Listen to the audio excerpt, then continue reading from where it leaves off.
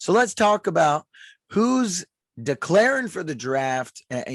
We obviously know we got the seniors that are going, Ritter's obviously going, but Kobe's obviously going, but we do have some guys that have declared and leaving early. We got Jerome Ford and obviously projected first round pick Sauce Gardner also going. So, we are losing some of our top guys. We got to replace them, but those are so far who's declared for the draft. And what are your initial thoughts on those guys heading there?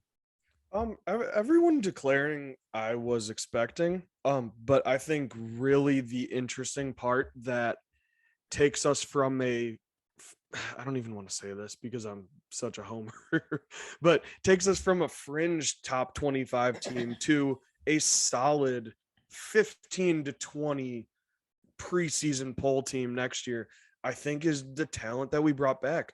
We brought back Josh Wiley's coming back. That is massive, especially when Evan Prater or Ben Bryant transfer back from Eastern Michigan was at UC 2 years ago. Whoever is the quarterback is going to have a solid group of tight ends between Wiley's coming back, Leonard Taylor's coming back. We even have freshman Shimon Mateer, who I really like the fact that instead of being, if Wiley and Lenny declared this year, you have Mateer most likely getting thrust into that number one tight end spot. Yeah. I mean, he was very highly recruited and a surprise when he committed to us out of Florida, but like that would have been big. Now Prater, I'm going to say Prater most likely probably has two solid dudes to throw the ball to. And then we brought almost everyone back from wide receiving core. Michael Young's gone. And then defensively, Javon Hicks is back. Wilson Huber's back. Malik Van is going to be huge to have him back as an end.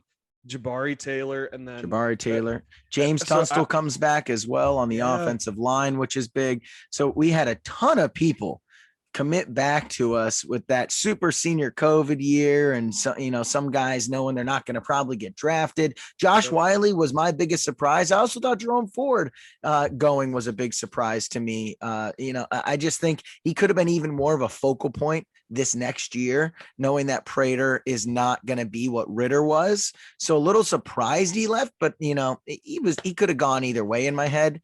Josh Wiley was the big one. In the beginning of the year, he's projected third round tight end, probably going in the fifth, sixth round now. So not understanding why he came back to up his stock. He's probably our number one receiving threat going into this next year now that Pierce is gone.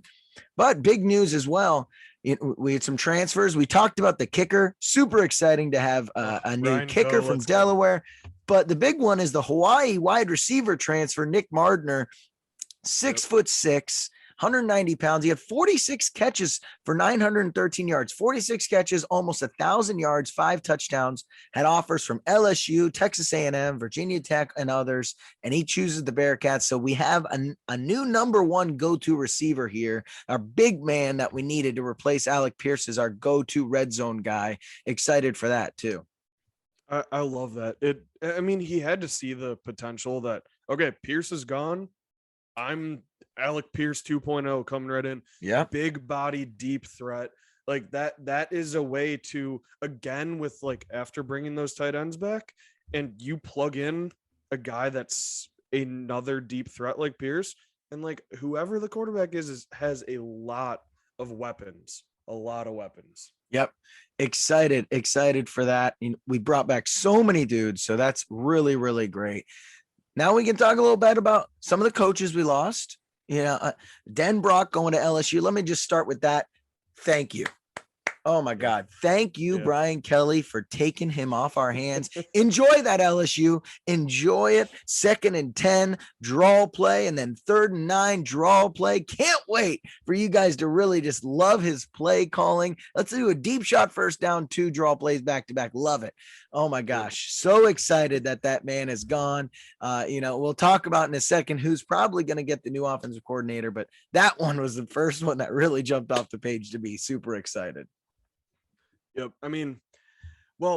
So if you want to jump into who the next offensive coordinator is, the one thing that just worries me a little bit. So this is according to Pete Thamel. He said that Gino Guidugli actually had a lot of the offensive play calling duties this year. But my personal feeling is, while he may have been calling a lot of the plays, you have Denbrock looking over his shoulder the entire time, probably dictating that. Yeah. So if you want to roll in with our new offensive coordinator. Yeah, I mean, it's spoiled projected. It's projected that Gino is going to be our new offensive coordinator. So it hasn't been officially announced, but everyone seems to think, and I'm sure he was calling plays, but I almost think that's like he was calling plays in not big games or when we had blowouts. That's when I think he's calling plays. A lot of these guys are some cocky dudes at coach, and they think they're the smartest thing since sliced bread. I cannot see him in the biggest games of the year giving up play calling duties to Gino. It just doesn't make sense to me. If you're the play caller, that's your livelihood.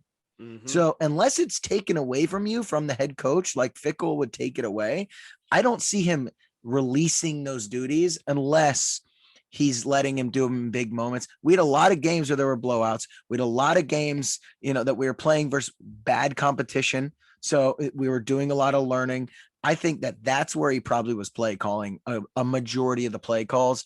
Denbrock, either way, if he was overlooking his shoulder, and it were probably his schemes as well. Now we have this guy's played quarterback. He's played at UC. He's a high flyer. He had the record for most passing yards in UC history.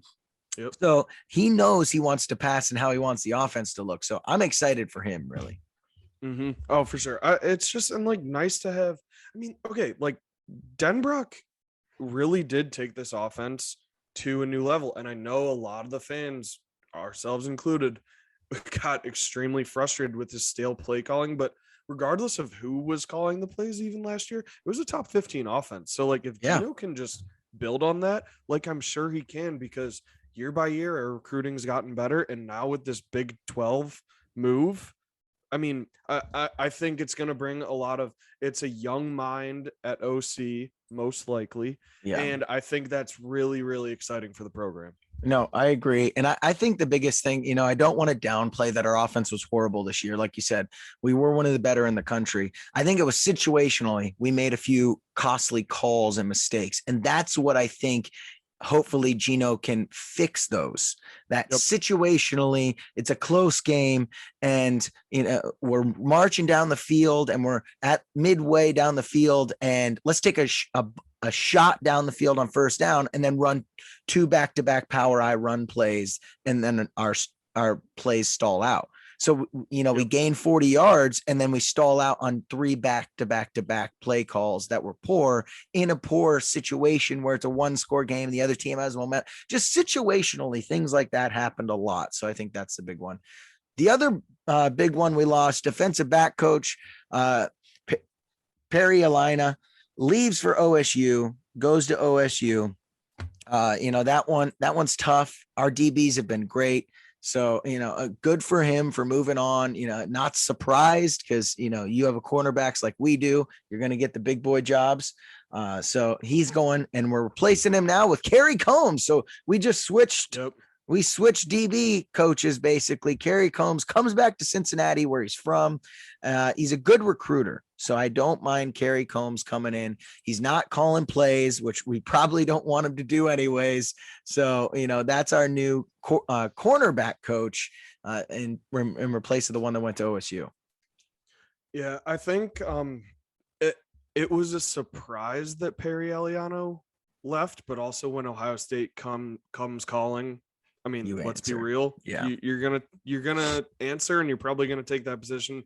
The money is there. He's coaching safeties now. That's gonna be a really great position. But oh my God, Kerry Combs coming in.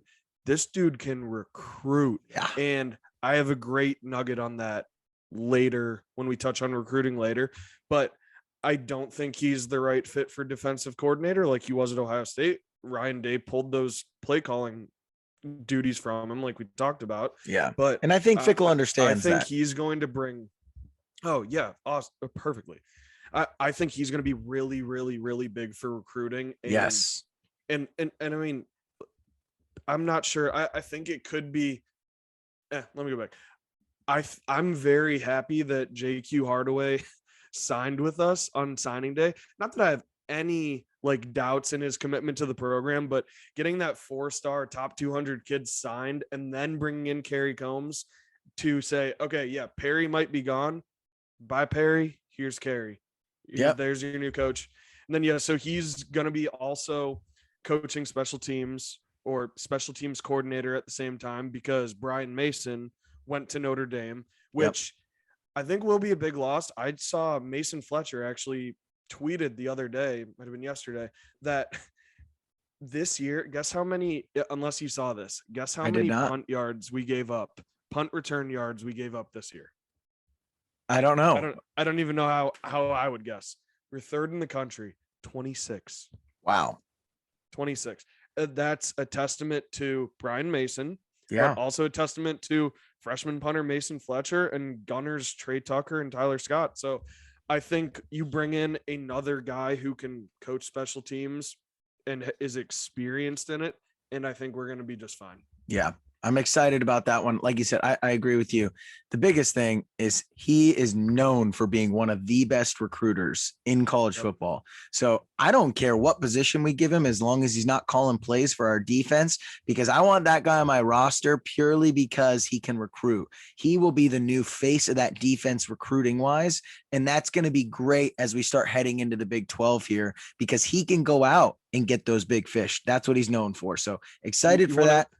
And then the last one we got here, we got Central Michigan's offensive line coach, Mike Cummings, joining our team here. This is exciting. He has a projected first round pick. Yep. And he had one of the best offensive lines PFF rating wise in the country. So it's going to be exciting having this guy come in. That's what we really need, is a strong offensive line.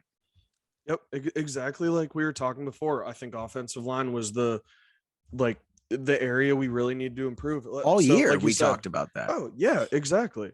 And we're going to have a much more experienced offensive line. And yeah, Bernard Raymond, who is his tackle right now, is probably going in the first round. He was a PFF first team All-American, came in as a tight end and transitioned to tackle in 2020. So like, there's your development. Yeah. And then they had the nation's leading rusher in Lou Nichols. He ran for just shy of 2,000 yards and was the MAC offensive player of the year. So I think that's really, really exciting. And then also coming in, maybe the one I'm maybe not the most excited about, but very, very excited about. Walt Stewart's coming back to UC, was gone for about 9 years. I think he finished his playing career in 2012. The combination of Greg Scruggs, young, hungry coach, Walt Stewart, young, hungry coach, Greg Scruggs coaching the D-line. Stewart's going to come in and coach that like outside linebackers, like sniper position. I think, and well, 2 years ago, he was coaching Quincy Roche at Temple, who was like the nation's leading edge rusher. And actually it was just about 2 weeks ago, Walt Stewart took a position at Arkansas State to coach with Butch Jones. As soon as we said, we want you, he backed out of that and came to UC. So I'm very excited to have him, see how he can recruit. Yeah. And I love having a talented, like fan favorite alum coming back to coach like Gino. Yep. Excited. We got a lot of good things. I think we made solid hires all around the board. Fickle did a good job. You know, we kept our defensive coordinator, which is great just for some continuity. I think we're going to keep the offensive continuity with Gino moving. And then we brought in a great recruiter in Combs. We brought in a great offensive line coach, which we needed huge help with.